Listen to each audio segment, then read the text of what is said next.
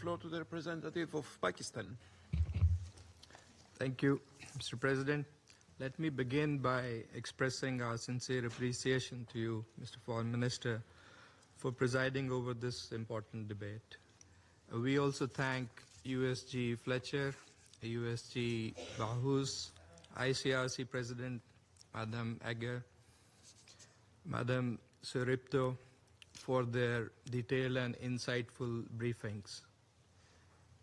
Crisis of compliance with international law, including international humanitarian law, the question of impunity, and the imperative of justice and accountability without politicization, selectivity, and double standards, in our view, were the key common messages from these briefings, and we commend them for their clarity and objectivity. Mr. President, the protection of civilians in armed conflict is a binding obligation under international humanitarian law. The rights to life, dignity, and security must remain sacrosanct, even amidst the horrors of war. The Secretary General's report makes for grim reading. In 2024, over 36,000 civilians were killed across 14 conflicts, and more than 122 million people were forcibly displaced. Today, with over 120 armed conflicts raging globally, we witness rising attacks on homes, hospitals, schools, water systems, and humanitarian workers, denial of humanitarian access, and the emergence of AI-powered weapons that kill without conscience. From Gaza's ruins to Indian illegally occupied Jammu and Kashmir, from the camps of Sudan to the streets of Haiti, civilians are not collateral damage. They are the epicenter of these tragedies. Mr. President, the people of Indian illegally occupied Jammu and Kashmir have endured over 75 years of systemic violence and repression under Indian occupation. More than 100,000 Kashmiris have lost their lives, thousands disappeared without a trace, women have been subjected to sexual violence, and generations of children have grown up behind barbed wires and bunkers. In gross violation of international law and humanitarian norms, over 900,000 Indian occupation forces continue to use excessive and indiscriminate force, extrajudicial killings, and collective punishment in what is one of the world's most militarized zones. Plans to alter the demographic composition of the Indian occupied territory are being pushed by the occupying authorities in violation of UN Security Council resolutions on Jammu and Kashmir and the 4th Geneva Convention. The people of Jammu and Kashmir await the fulfillment of their right to self-determination as enshrined in numerous Security Council resolutions. Just weeks ago, Mr. President, between 6th and 10th May, India committed blatant aggression against Pakistan, launching unprovoked missile, air, and drone strikes under false pretenses and baseless allegations in flagrant violation of Pakistan's sovereignty and the UN Charter. Civilian areas, including homes and mosques, were deliberately targeted by Indian bombs, resulting in the deaths of 40 civilians, including 7 women and 15 children. I repeat, 15 children, and injuries to 121 more, including 10 women and 27 children.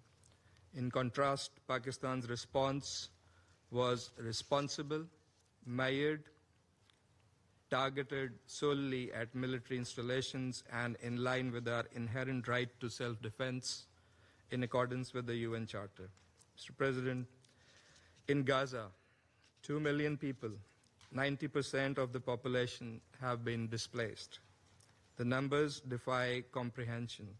Since October 2023, over 53,000 Palestinians have been killed and more than 121,000 injured.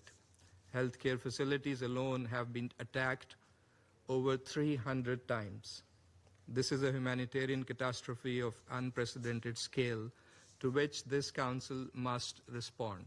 Pakistan views favorably the proposal for a focused resolution on the humanitarian situation in Gaza as proposed by Algeria on behalf of the Arab group, and we stand ready to work with all Council members for early action in that regard.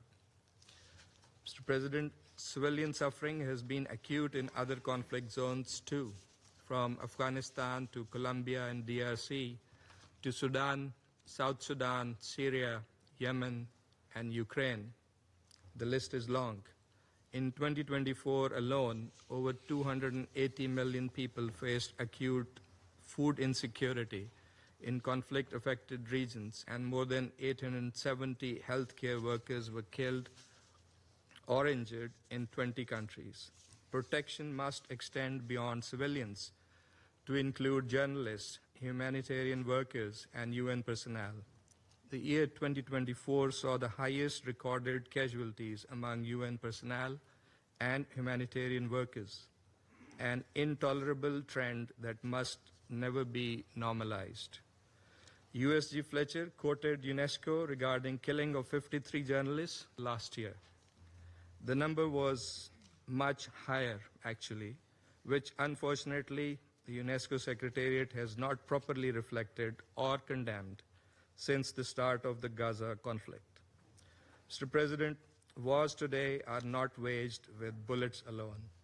Disinformation, often powered by AI, threatens civilian safety, inflames conflict, and undermines humanitarian efforts. To effectively protect civilians in armed conflict, we offer the following recommendations. First, ensure strict compliance with international humanitarian and human rights law, as well as relevant Security Council resolutions. We should do more to strengthen the protection of civilian mandates of UN peacekeeping missions. Second, hold perpetrators accountable. Impunity for grave violations must end. Third, prioritize the protection of populations under foreign occupation, including in Palestine and Kashmir. Fourth, uphold obligations under Resolution 2730 to protect humanitarian workers and UN personnel. Attacks against them must be treated as serious international crimes. Fifth, prohibit lethal autonomous weapons that remove human judgment from life and death decisions. Human accountability must remain central. Sixth, establish an international framework to counter disinformation, especially AI-generated content and hate speech in conflict settings. Seventh, address root causes of conflict through prevention, dialogue, and dispute resolution. True protection begins before the first shot is fired.